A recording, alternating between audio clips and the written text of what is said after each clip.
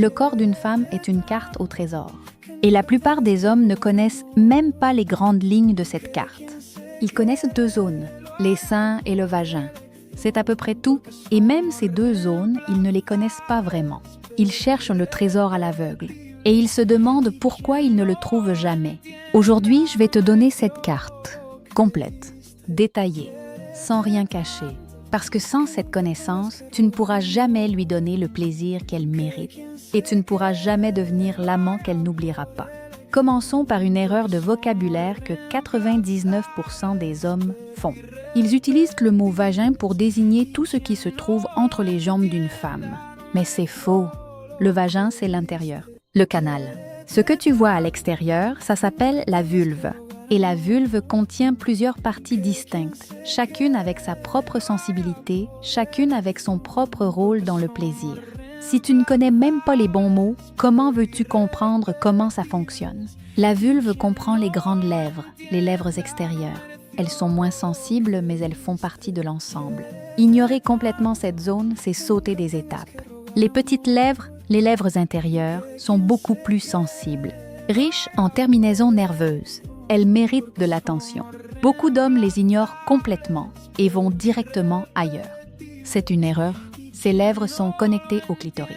Les caresser doucement peut créer des sensations indirectes très agréables et préparer le terrain pour la suite. Et parlons justement du clitoris, l'organe du plaisir féminin par excellence, et probablement l'organe le moins compris par les hommes sur cette planète. Ce que tu vois à l'extérieur, ce petit bouton au sommet de la vulve, ce n'est que la pointe de l'iceberg. Littéralement. Le clitoris est un organe beaucoup plus grand qu'on ne le pense. Il s'étend à l'intérieur du corps sur plusieurs centimètres. Il a des branches, qu'on appelle les piliers, qui longent le vagin des deux côtés. Il a des bulbes qui entourent l'entrée du vagin. Ce que ça signifie concrètement, c'est que le clitoris peut être stimulé de plusieurs façons. Directement en touchant la partie visible, indirectement en stimulant les zones environnantes. Et même de l'intérieur, car les branches du clitoris sont accessibles à travers les parois du vagin. Quand tu comprends cette anatomie, tu comprends pourquoi certaines positions ou certains angles sont plus plaisants pour elle. Tu comprends pourquoi la stimulation interne peut être aussi efficace que la stimulation externe. Tout est connecté à l'intérieur de son corps. La partie visible du clitoris, ce petit bouton, s'appelle le gland du clitoris. C'est la partie la plus sensible du corps féminin. Écoute bien ce chiffre. Il contient environ 8000 terminaisons nerveuses. Pour te donner une comparaison, le pénis entier en contient environ 4000, le double de terminaisons nerveuses, concentrées dans une zone beaucoup plus petite. Ça veut dire que cette zone est extrêmement sensible, parfois trop sensible. Et c'est là que beaucoup d'hommes font une erreur fatale. Ils pensent que plus c'est direct, mieux c'est. Plus c'est fort, mieux c'est. Plus c'est rapide, mieux c'est. Non. Une stimulation trop directe, trop forte, trop rapide sur le clitoris peut être inconfortable, voire douloureuse. C'est pourquoi beaucoup de femmes préfèrent une stimulation indirecte autour du clitoris plutôt que directement dessus, ou une stimulation à travers le capuchon, cette petite peau qui protège le gland clitoridien. Le capuchon du clitoris, c'est l'équivalent du prépuce chez l'homme. Il protège le gland sensible. Quand une femme est excitée, le clitoris se gorge de sang et devient plus proéminent, un peu comme une érection masculine. Le capuchon peut se rétracter légèrement, exposant davantage le gland. C'est souvent à ce moment-là, quand elle est vraiment excitée, que la stimulation directe devient plus agréable. Mais pas avant. Pas quand elle n'est pas suffisamment excitée. Pas quand son corps n'est pas prêt. C'est une erreur classique que je vois tout le temps. Aller directement au clitoris dès le début, sans préparation, sans échauffement, sans excitation préalable. C'est comme si quelqu'un attaquait ton pénis sans aucun préliminaire, sans aucune montée de désir, sans aucune douceur. Ça serait désagréable, non? Pour une femme, c'est pareil. Voire pire, vu l'extrême sensibilité de la zone. Maintenant, parlons du fameux point G. Tout le monde en a entendu parler. Les magazines en parlent. Les films en parlent. Mais beaucoup d'hommes doutent de son existence, ou ne savent pas vraiment où il se trouve, ou pensent que c'est un mythe inventé pour les rendre fous. Le point G existe. Ce n'est pas un mythe, mais ce n'est pas un bouton magique non plus. Ce n'est pas un interrupteur que tu appuies, et boum, elle a un orgasme. C'est une zone, pas un point précis. Elle se trouve sur la paroi avant du vagin, côté ventre, à environ 3 à 5 cm de l'entrée. Si elle est allongée sur le dos et que tu insères un doigt, c'est vers le haut, vers son nombril. La texture y est légèrement différente. Plus rugueuse, plus spongieuse que le reste des parois vaginales qui sont lisses. Cette zone correspond en fait à la partie interne du clitoris que j'ai mentionné plus tôt. Les fameuses branches et bulbes qui s'étendent à l'intérieur. Quand tu stimules le point G, tu stimules en fait le clitoris de l'intérieur. C'est pourquoi la stimulation du point G peut être si puissante. C'est pourquoi elle peut mener à des orgasmes différents, parfois plus profonds, parfois plus intenses, parfois accompagnés d'éjaculations féminines. C'est pourquoi certaines femmes disent avoir des orgasmes vaginaux. En réalité, c'est toujours le clitoris qui est stimulé, mais par l'intérieur au lieu de l'extérieur. Mais attention, le point G ne répond pas de la même façon chez toutes les femmes. Certaines sont très sensibles à cette zone et adorent cette stimulation. D'autres moins. Certaines trouvent ça incroyable. D'autres trouvent ça inconfortable ou même désagréable. Encore une fois, chaque femme est différente. Il n'y a pas de formule universelle qui marche pour toutes. Il y a des principes généraux, comme ce que je te partage ici, mais l'application doit toujours être personnalisée à la femme qui est devant toi. Parlons maintenant du col de l'utérus. C'est la partie la plus profonde du vagin, l'entrée de l'utérus. Beaucoup d'hommes pensent que plus c'est profond, mieux c'est. Que les femmes veulent être pénétrées le plus profondément possible. Que la taille compte parce que ça permet d'aller plus loin. C'est un mythe. Un mythe créé par la pornographie et par l'ego masculin. En réalité, le col de l'utérus est une zone très sensible, mais pas toujours de façon agréable. Pour beaucoup de femmes, une pénétration trop profonde qui frappe le col est douloureuse.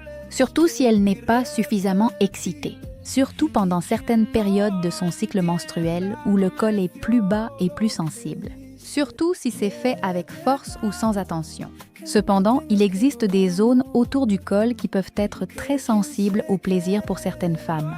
On les appelle parfois le point A, situé devant le col, ou le point P, situé derrière. Ces zones sont profondes et ne sont pas accessibles à tout le monde. Mais si elle aime la stimulation profonde, ce sont ces zones qu'il faut viser, pas le col lui-même.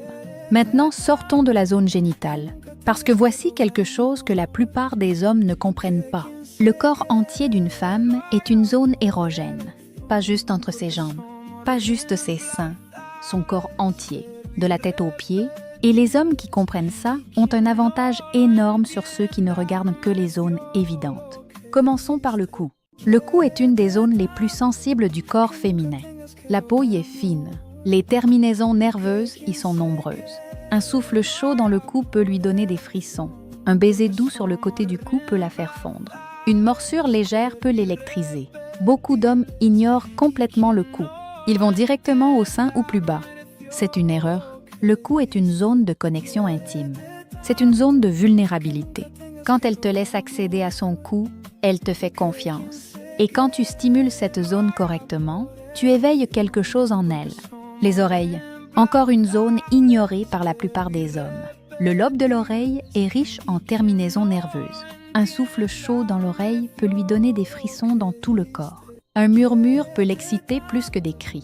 Une légère morsure sur le lobe peut être incroyablement sensuelle.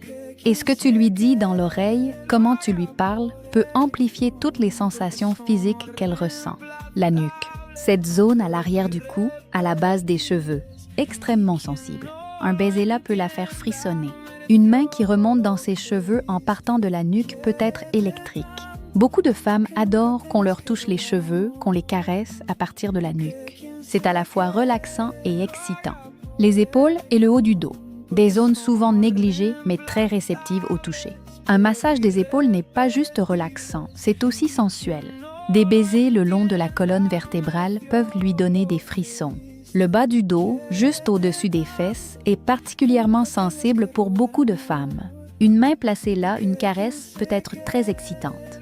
L'intérieur des bras, la peau y est fine et sensible. Une caresse légère le long de l'intérieur du bras, du poignet jusqu'au coude, peut être étonnamment agréable. Les poignets eux-mêmes sont sensibles. Tu peux sentir son pouls. C'est une zone intime. Le ventre, beaucoup de femmes sont complexées par leur ventre et n'aiment pas qu'on y touche. Mais si elle est à l'aise avec toi, si tu as créé cet espace de sécurité dont j'ai parlé dans l'épisode 1, le ventre peut être une zone très érogène. Des baisers autour du nombril, des caresses légères, La zone juste au-dessus du pubis, le bas-ventre, est particulièrement sensible et connectée aux zones génitales. L'intérieur des cuisses. C'est une des zones les plus érogènes du corps après les parties génitales. La peau y est fine, sensible, rarement touchée par d'autres. Des caresses légères sur l'intérieur des cuisses, en remontant lentement, peuvent créer une anticipation incroyable. Ne te précipite pas vers le haut. Prends ton temps. Fais-la attendre. Fais-la désirer.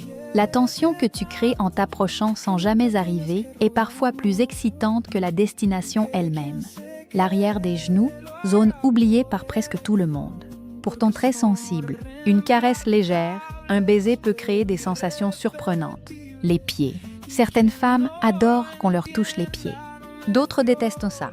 C'est très personnel. Mais si elle fait partie de celles qui aiment, un massage des pieds peut être incroyablement relaxant et peut aussi être érotique.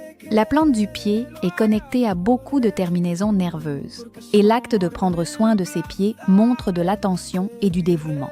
Maintenant, parlons de ce qui est peut-être la zone érogène la plus importante de toutes. Et ce n'est pas une partie de son corps physique, c'est son esprit, son cerveau, sa tête. Le cerveau d'une femme est son organe sexuel le plus puissant, plus que son clitoris, plus que n'importe quelle autre zone, parce que c'est dans sa tête que tout commence. C'est dans sa tête que le désir naît ou meurt. C'est dans sa tête qu'elle décide si elle peut se laisser aller ou si elle doit rester sur ses gardes. C'est dans sa tête que l'excitation commence bien avant que tu la touches. Ce que ça veut dire concrètement, c'est que tu peux la stimuler mentalement avant de la toucher physiquement. Un message excitant pendant la journée, un regard qui lui dit ce que tu penses, un compliment qui la fait se sentir désirée, une tension que tu crées entre vous avant même d'être dans la chambre. Tout ça stimule son cerveau, et son cerveau prépare son corps. À l'inverse, si son cerveau est occupé par le stress, les soucis, les problèmes, la liste des choses à faire, tu peux toucher toutes les bonnes zones physiques, rien ne va fonctionner.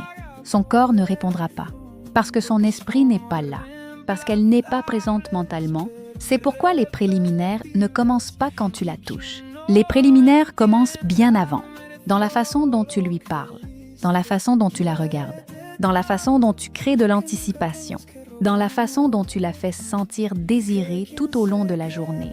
Un message qui lui dit qu'elle te manque. Un regard quand elle passe devant toi. Une main sur sa taille quand tu la croises dans la cuisine. Ce sont ces petits moments qui allument quelque chose dans son esprit. Et quand son esprit est allumé, son corps suit. Maintenant, parlons des préliminaires. Et je veux que tu oublies tout ce que tu crois savoir sur ce sujet. Pour la plupart des hommes, les préliminaires, c'est quelque chose qu'on fait rapidement avant le vrai acte. Quelques baisers, quelques caresses, et on passe aux choses sérieuses. C'est une erreur monumentale. Parce que pour une femme, les préliminaires ne sont pas l'entrée. Les préliminaires sont souvent le plat principal. Laisse-moi t'expliquer ce qui se passe dans le corps d'une femme quand elle est correctement excitée. Le sang afflue vers ses parties génitales. Le clitoris se gorge de sang et devient plus sensible.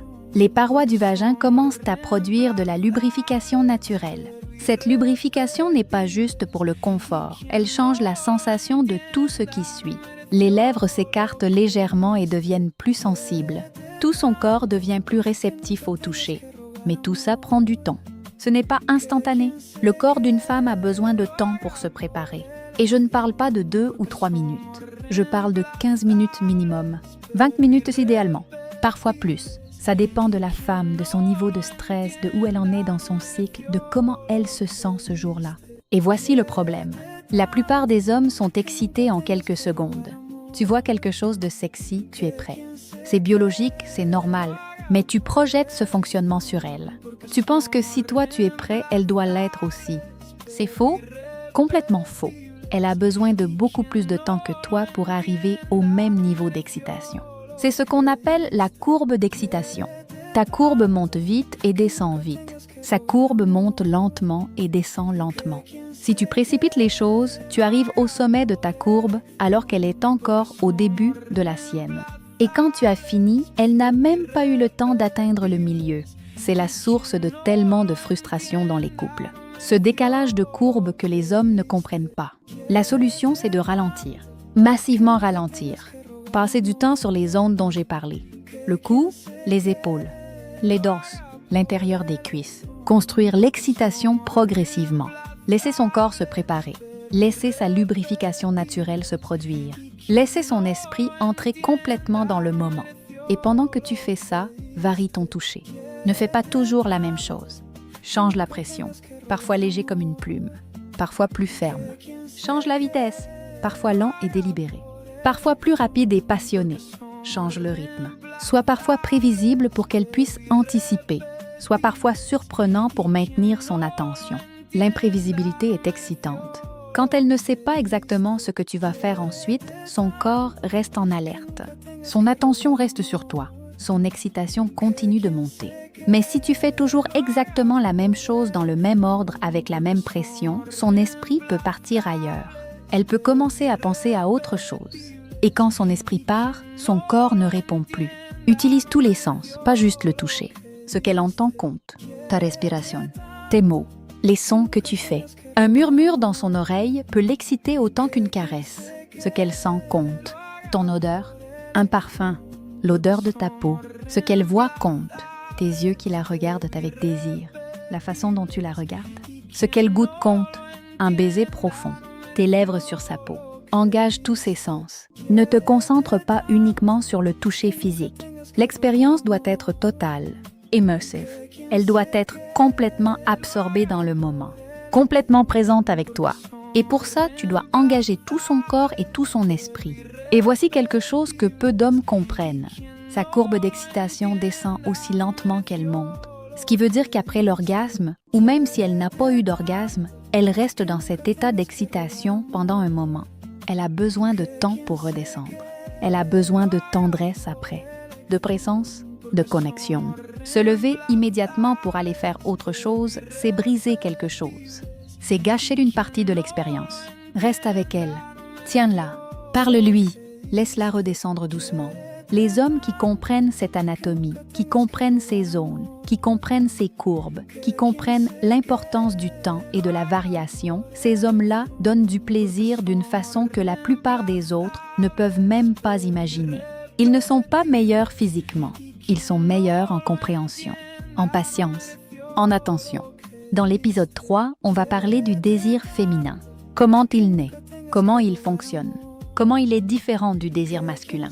Et surtout, comment l'éveiller et le maintenir vivant dans une relation à long terme. Parce que le désir est le carburant de tout ce dont on a parlé aujourd'hui. Sans désir, toute cette connaissance anatomique ne sert à rien. Mon guide gratuit, Comprends les femmes en 7 jours, contient des exercices pratiques pour appliquer tout ce que tu as appris dans cet épisode. Des techniques détaillées, des scripts de communication et l'accès à ma formation complète qui a déjà transformé plus de 18 000 hommes. Commente guide et je te l'envoie directement. On se retrouve dans l'épisode 3